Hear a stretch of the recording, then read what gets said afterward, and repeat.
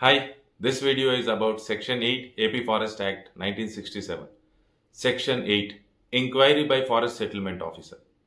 మనకు public announcement వచ్చిన తర్వాత సో అండ్ సో ల్యాండ్ పార్సల్ని రిజర్వ్డ్ ఫారెస్ట్గా చేద్దామని గవర్నమెంట్ ప్రపోజల్ పెట్టిన తర్వాత అక్కడ ఎవరన్నా లోకల్స్ ఉండి వాళ్ళకి ల్యాండ్ మీద రైట్ ఉన్నా లేదు వాళ్ళకి ఎటువంటి అదర్ అబ్జెక్షన్స్ ఉన్నా ఇట్లా రిజర్వ్డ్ ఫారెస్ట్గా కన్వర్ట్ చేయడం వల్ల వాళ్ళకి వచ్చే నష్టం కానీ వాళ్ళకి వేరే విధమైన అబ్జెక్షన్స్ ఏ ఉన్నా కానీ వాళ్ళందరూ ఆ అబ్జెక్షన్స్ ఆ క్లెయిమ్స్తో సెటిల్మెంట్ ఆఫీసర్ని రీచ్ అవ్వాలి.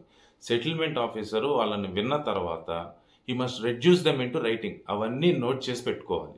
వాటికి సంబంధించిన evidence, documentary proofs, any other proofs that they have claiming so and so right మాకుంది అని. ఫర్ ఎగ్జాంపుల్, ల్యాండ్ టైటిల్ మాకుంది, మీరు ప్రపోజ్ చేసిన 1000 acres ఆఫ్ ల్యాండ్లో మాకు ఒక 1 acreకి సంబంధించి రైట్ ఉంది, ఆర్ లాస్ట్ 30 years నుంచి మా కేటిల్ గ్రేజింగ్కి మేము వాటిని వాడుతున్నాము. ఇట్లాంటివి ఏమన్నా ఉంటే ఈ అబ్జెక్షన్స్ కానీ క్లెయిమ్స్ కానీ అన్నీ తీసుకొని వెళ్ళి సెటిల్మెంట్ ఆఫీసర్ దగ్గరికి వెళ్ళాలి. సెటిల్మెంట్ ఆఫీసరు దాన్ని నోట్ చేసి పెట్టుకుంటారు. ఆ తర్వాత ఇది ఒక పార్ట్ ఆఫ్ దిస్ సెక్షన్. ఇంకొక పార్ట్ ఏంటి అంటే ఆ ఫారెస్ట్ డిపార్ట్మెంట్ సైడ్ నుంచి ఫారెస్ట్ ఆఫీసర్ రిప్రజెంట్ చేస్తారు.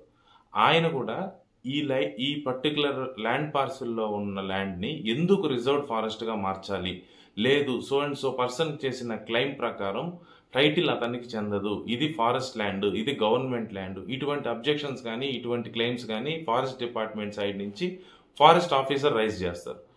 అది కూడా ఈ సెటిల్మెంట్ ఆఫీసర్ రైటింగ్లో పెట్టాలి, మొత్తం అంతా నోట్ చేసి పెట్టాలి. ఇది ఒక కోర్టు ప్రాసెస్ లాగా ఫాలో అవుతుంది. సిపిసిలో ఉన్న స్టెప్స్ ఎలా ఉంటాయో సేమ్ అదే ప్రాసెస్ ఇక్కడ ఫాలో అవుతుంది.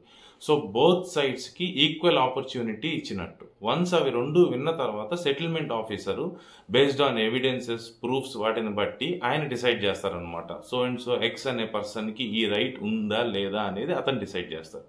వన్స్ అతను డిసైడ్ చేసి రిపోర్ట్ తయారు చేసిన తర్వాత నెక్స్ట్ స్టెప్స్ ఏముంటాయి అనేది, లైక్ వాళ్ళకి వేరే దగ్గర ల్యాండ్ ఇవ్వాలి, కంపెన్సేషన్ చేయాలా, ఇవన్నీ నెక్స్ట్ స్టెప్స్ ఉంటాయి.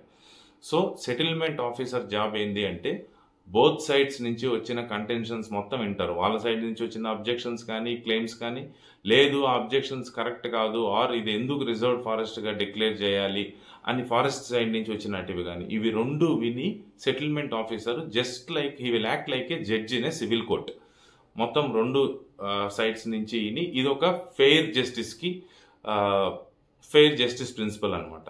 బోత్ సైడ్స్ వినడము, డైరెక్ట్గా ఆల్ ఆఫ్ సడన్ గవర్నమెంట్ వెళ్ళి ఈ ల్యాండ్ మీకు చెందదు, from tomorrow onwards this is going to become by reserved forest అని డిక్లేర్ చేసేదానికి లేకుండా బోత్ సైడ్స్కి అవకాశం ఇవ్వడం.